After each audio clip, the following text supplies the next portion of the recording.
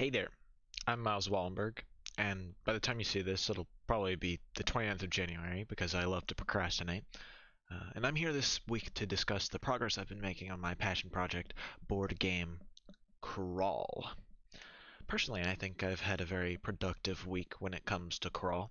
I chose research topics that felt like they best pertained to what I wanted to achieve with Crawl.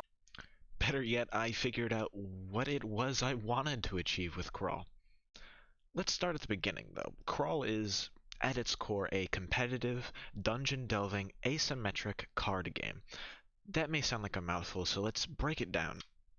Crawl is about being the most famed and powerful adventurer of them all. That's an exclusive spot at the top that your quote-unquote friends are going to envy. You may make temporary alliances to overcome a powerful threat, but you better watch your back unless you want to find a knife in it. Crawl is based around a dungeon that expands and grows as you play, creating a dynamic environment that all players get to shape and impact by laying down another dungeon tile each turn. This should make for an ever-shifting environment that will be different every game.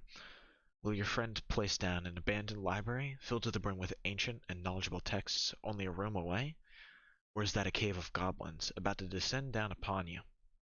The tiles that are placed on the map and the relationships you build with other players throughout the game will shape your destiny.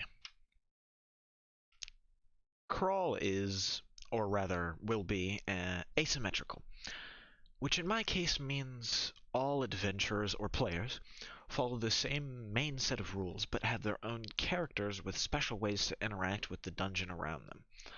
They each have a different way of dishing out and taking damage, playing cards, and generally throwing their own interesting spin on the hack and slash of monster slaying and treasure looting action. Crawl is centered around cards. Characters should be constantly sorting through a vast deck of cards to find what items they need, discarding what they don't need to fuel their personal special abilities, playing cards to land themselves in the lead, or to knock the current leader down a few. Of course, I should probably also go into the four classes of Crawl. Barbarian, an adventurer that has been imbued with a great warrior spirit. You can damage yourself to deal extra hits in combat.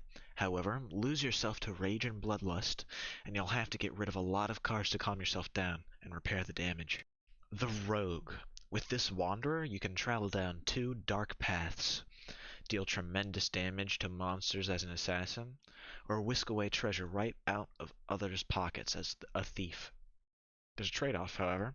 You can't have both at the same time, and being great at one makes you worse at the other. What's more, you don't get to choose which one you get to do each turn. That's decided by a coin flip. Gamble right and win big, but a few unlucky flips can land you struggling to catch up. The Mage. A scholarly fellow that has a spellbook filled with spells both wondrous and dangerous. Slowly build your pool of mana as you play to cast powerful spells that will shake the foundation of the dungeon. Be careful though.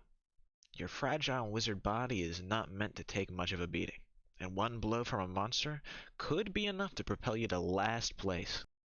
The Cleric. A holy fighter sent to cleanse the dungeon of its filthy spawn that has long since infested its halls. Each monster you defeat will unlock new abilities. Lose a fight and be shunned by your deity, the god of conflict, losing access to those gained abilities until you can redeem yourself. I actually thought about making more classes, but I thought that was biting off more than I can chew. Besides, it's not like I can't come back to this project later down the line and add on some new features and tweak things. With all of these concepts organized and in one place, I will quickly be able to construct a rulebook that most closely follows my original idea while doing away with the unnecessary or overcomplicated ideas that I have. This will make for an effective workflow and pave the way for a smoother and streamlined process for creating everything I'll need later on. This was about building the foundation of Crawl, nothing else. I must say though, I have struggled with a few challenges during the week. Little things I mostly run into when brainstorming, like how I can think myself into a frenzy of ideas and waste precious time thinking about potential game aspects that would simply never work. In other words, I need to learn how to focus on what's important, or at the very least rein in my own thoughts, when they start getting too outlandish. slows me down because I then have to go back later and trim my messy scrambled ideas to be presentable and feasible. From here, I'll be trying to work on the rulebook and figuring out exactly what kind of components I'll need for the project. Things like cards and how the board will look, or rather the tiles. Formatting can come later, but I'm going to need some substance to my game sooner rather than later. Alright, I'll see you in a few weeks. Bye bye.